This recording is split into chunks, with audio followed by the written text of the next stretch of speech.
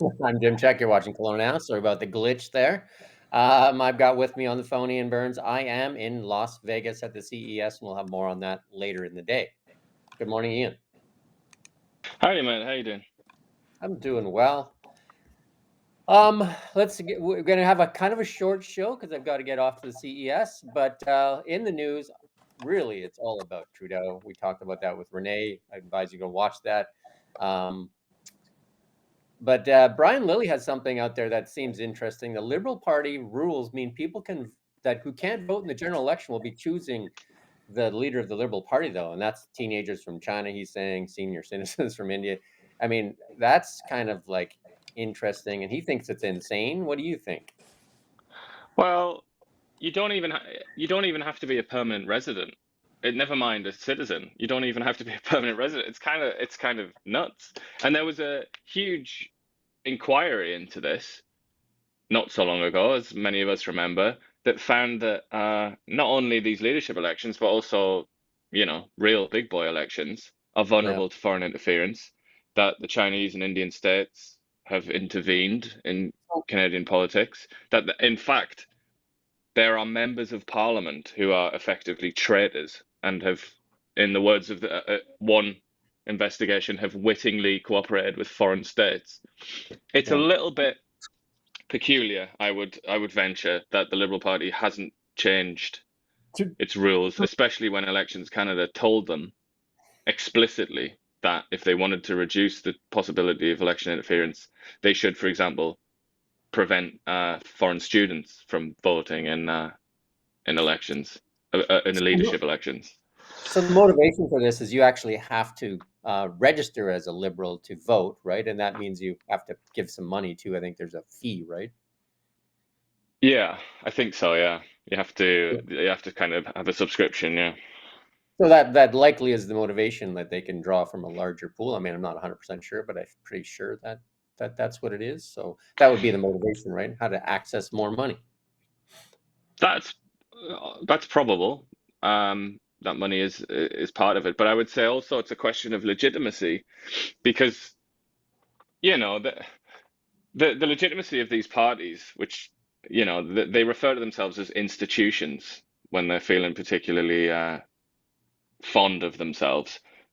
Really, they're kind of despised groups, aren't they? Nobody really likes any of the political parties in Canada. They're all despised, and the same is true in the US. The same is true in Britain.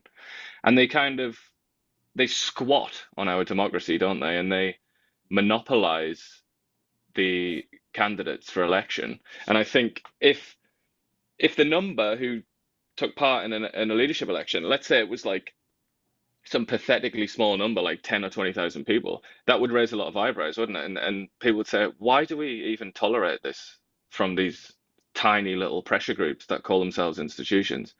And I think because of that, they're afraid of that. So they want all comers. They want as many people as possible to get involved so that they can say, look at all these hundreds of thousands of people that took part in this election. Look how legitimate it is. You can And, obviously game. they can bounce back. You can game it probably a lot easier if you don't have to have ID and all that kind of stuff, right? So if you don't have to be actually a citizen and that kind of stuff, that's a ripe for gaming the system. Well, it's just kind of nuts, isn't it? Because especially when, look, we're talking about the Liberal Party here. It's the governing party. It's the most successful party in Canadian history. One of the most successful parties in the history of democracy all over the world. And yet you can come and decide who its leader is going to be, who will have a reasonable chance of being the leader of the country in any given election. And you don't even have to be, never mind not be a citizen, you don't even have to be a permanent resident. You can just be effectively a randomer, who's in Canada for 6 months or something like that. I mean, that is bizarre. That is very odd. And I think that explains this discussion. It's not just Brian Lilly. I mean, it's in the CBC. It's in a lot of Hmm. Lily's Yeah, it's sort of considered right wing, isn't he? But this is being discussed across the board by the left, by the centre, by non-partisan people. It's yeah. it's crackers. And I must say, it's kind of in England where I voted in the past in my misspent youth. I always thought it was a bit nuts there because you don't have to be a citizen in Britain to vote even in a general election, which I think is I always thought that was a little bit crackers. But obviously, you have to be a citizen to vote in an election in Canada, but not to select the candidates who will be in that election. I mean, very, very strange, I must say. And here's one equally disturbing. Dan Elvis tweeted this out on X this morning that he says the documents show that Karina Gold, an MP for the Liberals, had a program launched under the guise of internet fact checking paid researchers to find dirt on conservatives and other government critics sowing discontent. If they use government money to go after their political adversaries, I mean that is a one of the that's a huge scandal. It's an interesting point, though, that you mentioned the word scandal. Like, I wonder how many scandals are going to be revealed posthumously, as it were, after the Liberal government is gone. I think, Because I think it's not the only one, is it? There are numerous other ones, but this is particularly worrisome, isn't it?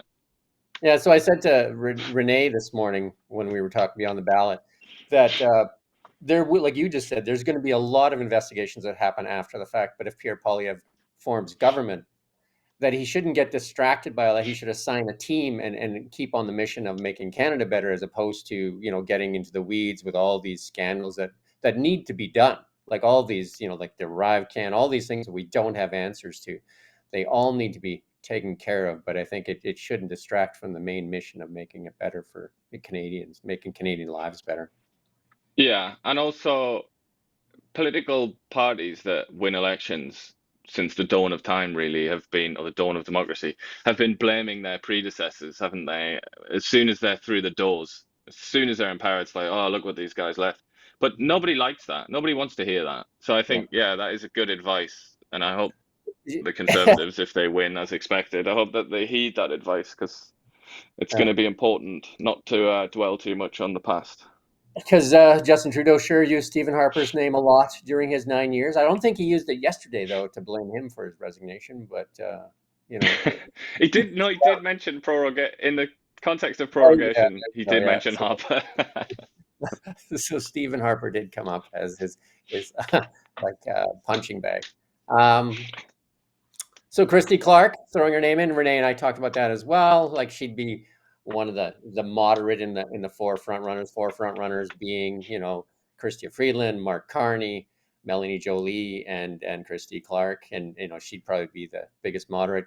Chrystia Freeland has to wear that record as deputy PM, and I think Mark Carney is one of the leaders in this carbon tax. He sat on that, chaired that board that American banks are running away from right now, the net zero group. Yeah, not only that, but Carney is like a huge establishment figure.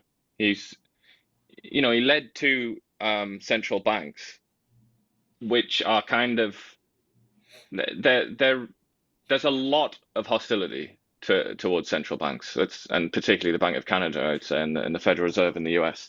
So I think he might think that he can swan in and say, look, I wasn't even in politics, but I think that he's going to carry that around like a pretty serious burden, that he was in charge of monetary policy at a time of what people grandiosely refer to as quantitative easing, of just throwing money into printing money and throwing it into the economy and hoping for the best.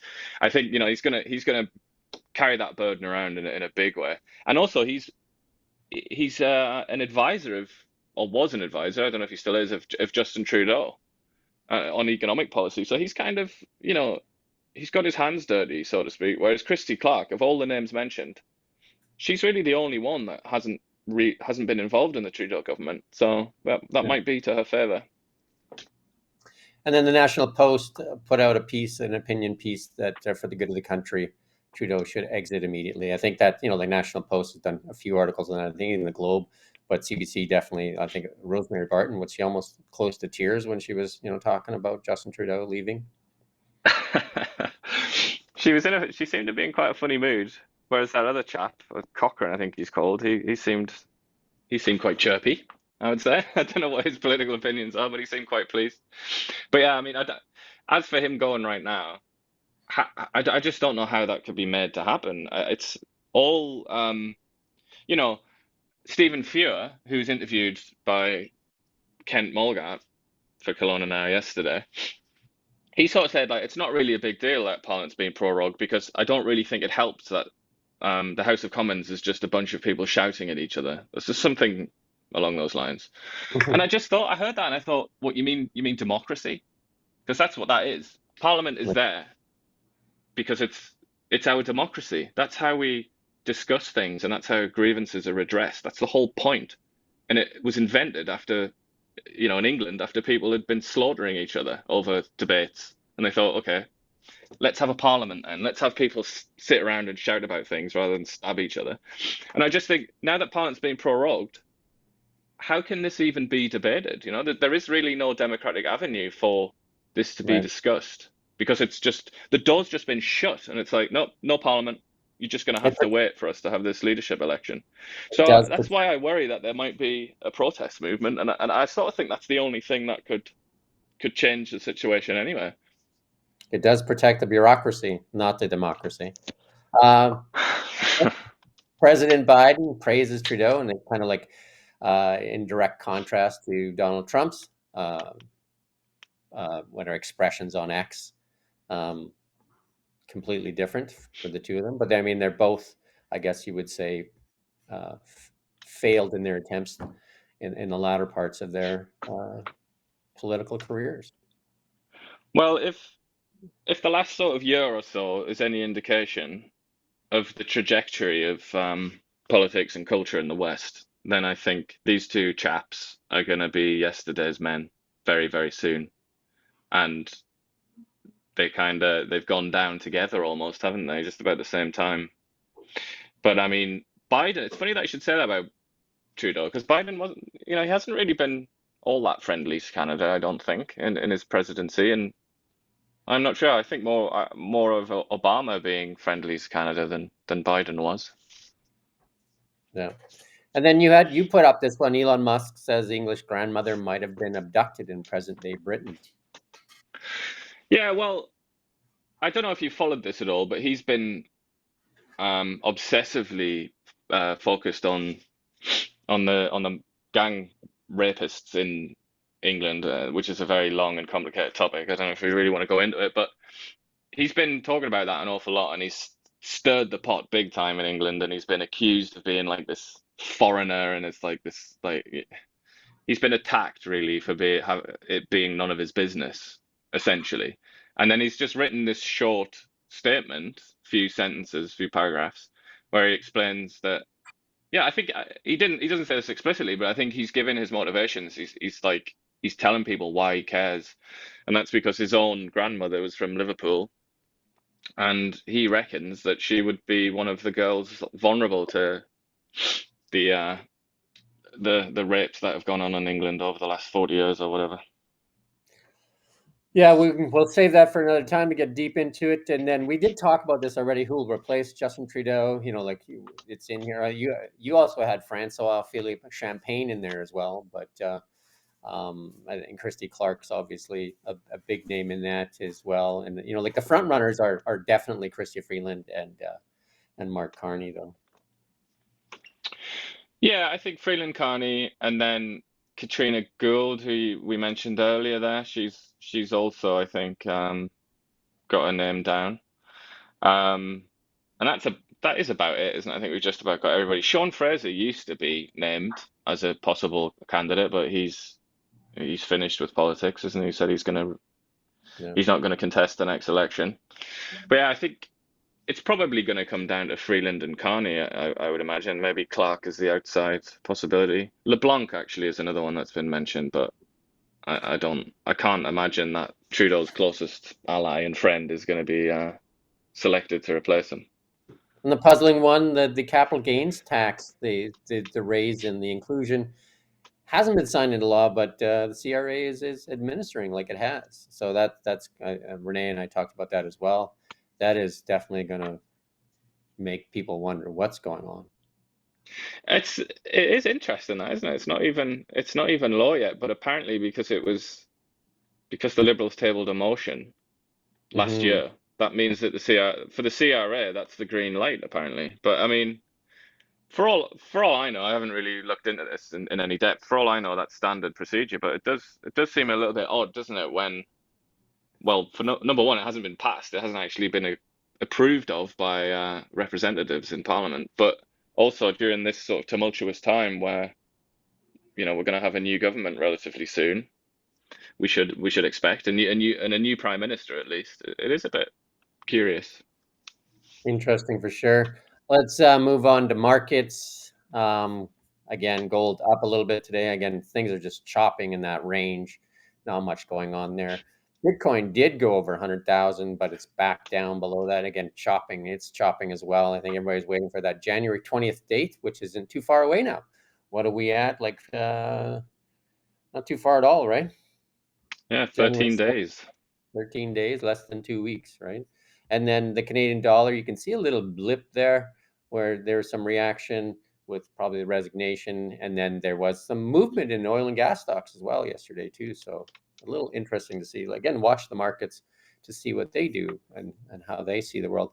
The big news that's out there today was Meta is giving up on fact checking and is going Elon Musk's way. We've got a cool meme to show you later on here. But yeah, I did post it on my LinkedIn. The speech from Mark Zuckerberg. It's interesting to watch. That he basically is like blamed the Biden administration for the pressures that were put on him. That he's now going to go back to his roots and go back to freedom of speech and believes the United States is the center of freedom of speech and they need to be the example of it. Yeah, a very interesting transformation from Zuckerberg, and I'm sure there are many people out there wondering just how genuine it is, whether this Mhm. conversion is or reversion, as he would claim, is the real deal. But I mean, it just so happens to align with the policies of Congress and the presidency in the United States. I mean, if you're being cynical, but this will change things because Facebook was obviously it's huge, so whatever they do is of great importance. But it was also really strong with the censorship, particularly during COVID and the George Floyd, And all political stuff too. reaction. All the politics, it was really strong in that. And in his speech, he said that they're going to put politics back on the platform, which is interesting, right? They're going to allow That's people to very have. that's of enormous interest because he said not so long ago, nobody is interested in politics, nobody's interested in news. There's no point in us Yeah. allowing it to flourish on our platforms. Quite odd that he's now saying, but apparently they are. The answer is, of course, that people have always been interested in politics, but Meta and the people that put pressure on Meta didn't really want them to talk or didn't want people to talk about politics during particularly the COVID-19 era. That would be my view. Maybe you can call up Mark Zuckerberg and see if Kelowna Now can get its Facebook and Instagram back. Yeah, I'd love to do that. I mean, I think a lot of this as well is to do with Nick Clegg being replaced by a former White Republican. House advisor under the presidency of George W. Bush. I think that's a pretty big deal, and because Clegg Nick Clegg's a very sort of he's almost like a Democratic Party um, politician in terms of his politics, very sort of liberal left, and I think Mhm. he was very important for that era of censorship, and now he's gone, and there's a new chap in, so. Yeah, I also tried to get an interview with Nick Clegg, who I've previously interviewed back in England. Very, very nice person, actually, I would say. But alas, he wasn't available. Hmm. Sam Altman opens the year with a cryptic post. This is our AI segment. It's near the singularity, unclear which side. So that's and I'm going to CES. Like I'm going to leave right after this. We're going to go to the CES, and we're probably going to see a lot of stuff in AI, and it'll be interesting to see. I did watch the NVIDIA keynote last night. Interesting stuff. Some of the technology that's coming out from NVIDIA there, and it's going into everything, including Samsung is all their kitchen is going to join there. You can order right out of your fridge, right, with Instacart. Who doesn't need a fridge that can order groceries for you? Sorry, so that's going to be an AI fridge, what are you saying? That's cool. Interesting. In our EV segment, BYD released a video. Can we show this video? Hopefully, Rommel, that its car can actually jump potholes. So who doesn't need that, right? I don't know if you can show that. I'm not sure if we're going to be able to show it up, but if any luck there, Rommel? I don't know. Rommel's gone So silent. what is the idea then? Is it the wheel just lift up or something? No, it actually pushes down and jumps off the ground. Like if you get to Oh watch the video. wow. What, like a Yeah, sort of BMX or something? BMX rider. yeah. There you go. I thought he almost had it there, but oh well. We'll move on That because would I be could do popular in Canada, wouldn't it? yeah, After a potholes. winter. And this one, I really do hope that Rommel can get it. It hit in our meme.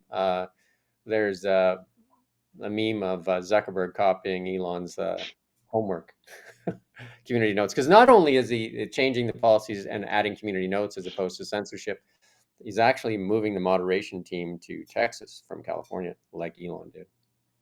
Yeah. So there you go. I don't any luck there. Well, maybe something there. Yeah, I think if you just take the image, there you go, and if you move me out of the way, people can see it. There you go. It's from the Mr. Bean episode. I think that's episode 1 of the Mr. Bean There it is, series, Mr. isn't it? Right? And then yeah, so there you go. And that's all we got for today. I'm going to head off the CES. We're probably going to do some live streaming from the CES there. As we get there, we're going to see some really cool things at the CES, and we'll share them with everybody here on Kelowna Now. Anything else, Ian? Well, just before we began, I was watching a press conference from Donald Trump, who was just ad-libbing for about an hour, talking about, as he does, talking about everything. But he also mentioned Canada again, mentioned again that he wanted Wayne Gretzky to be governor of Canada, Yeah. and also said that Canada does not have a military, which I found interesting. So I'm going to write something about that right now. So I'm surprised Wayne Gretzky is playing along with this, because I mean, it's Canada has been very good to Wayne Gretzky, and then Wayne Gretzky has been very good to Canada. So it's kind of like interesting that he's playing along with this charade. So Yeah, a few people are willing to go along with it, but I mean, today as well, his son is in Greenland, which he again mentioned, his desire to acquire Greenland in this speech just now. It's quite interesting. He seems pretty serious.